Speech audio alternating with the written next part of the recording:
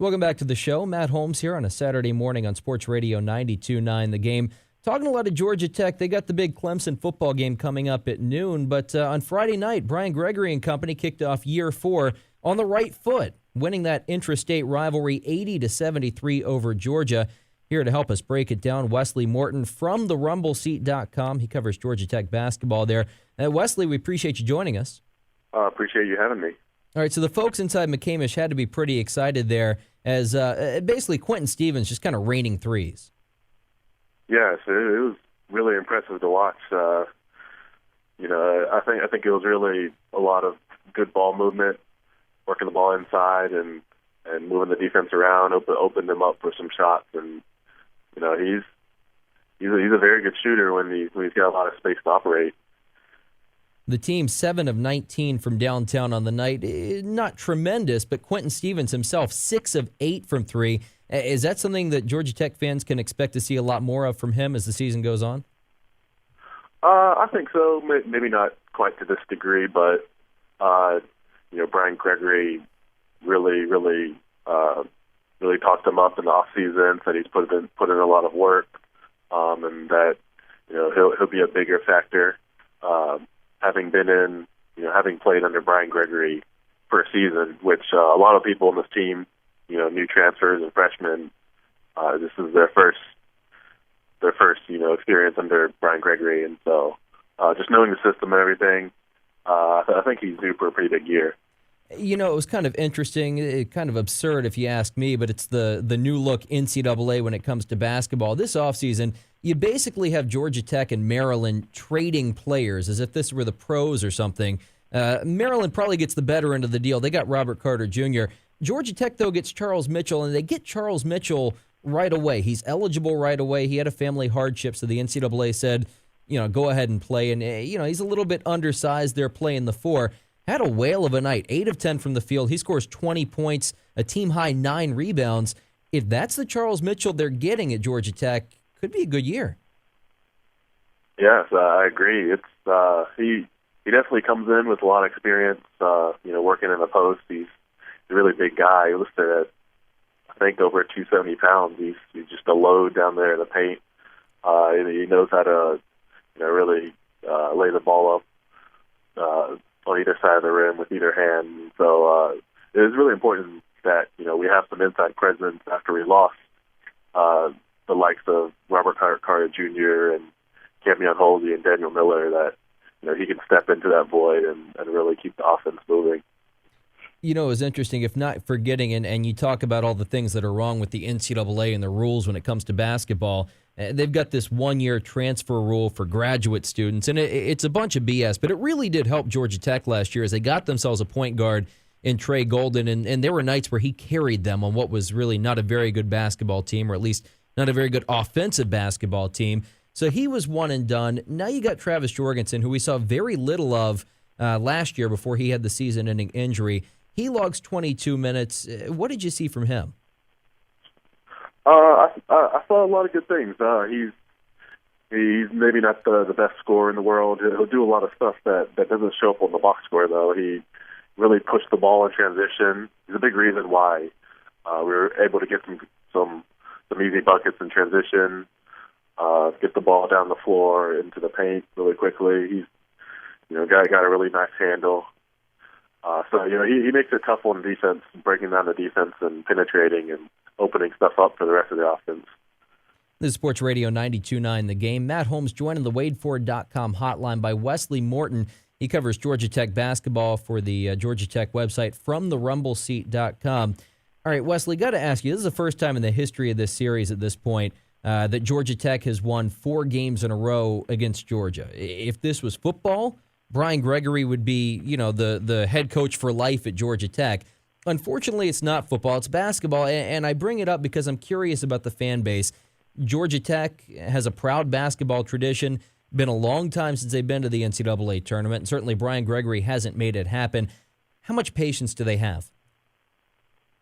I definitely say patience is starting to wear thin, but it's obviously the UGA game is a very big game to win, but we'll see how he finishes out the rest of the season. I think, the feeling is a lot of people understand, the many transfers, and there's been a lot of turnover in the roster just in the past 3 years since Brian Gregory's been here. So I think there are some people that are giving him a little bit longer leash, but certainly if he fails to get a NCAA tournament bid this year, the seat will be pretty hot.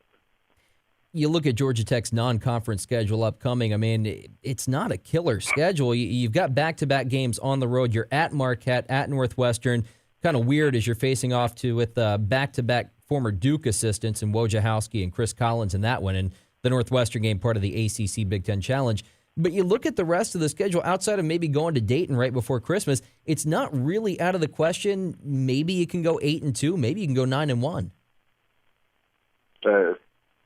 Very possible. I know as part of the Orlando Classic tournament, if we beat Marquette, then we may have to face against a tougher opponent. I believe Michigan State or someone. But yeah, the out of conference schedule does set up pretty nicely.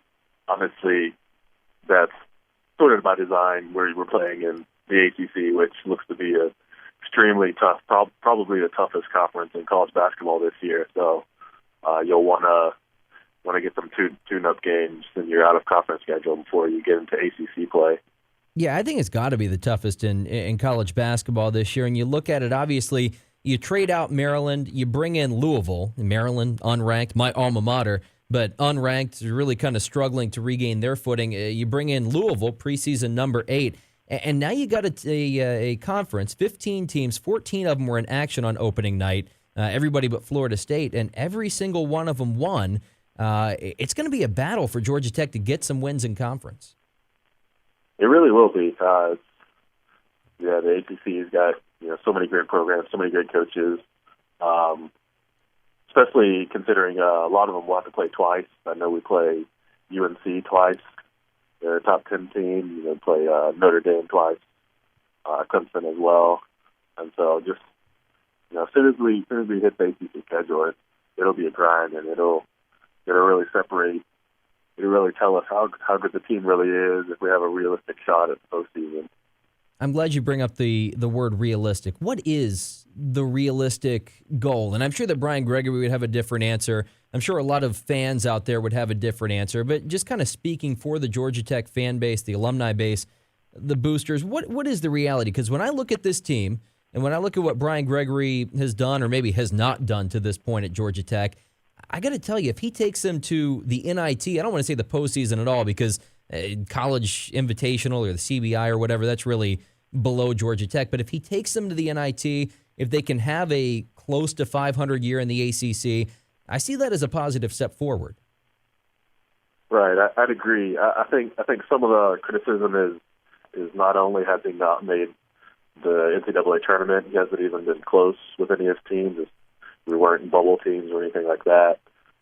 So if we can definitely have something close to 500, especially if we could go something close to 500 in the ACC, maybe pull out 17, 18 wins somewhere overall.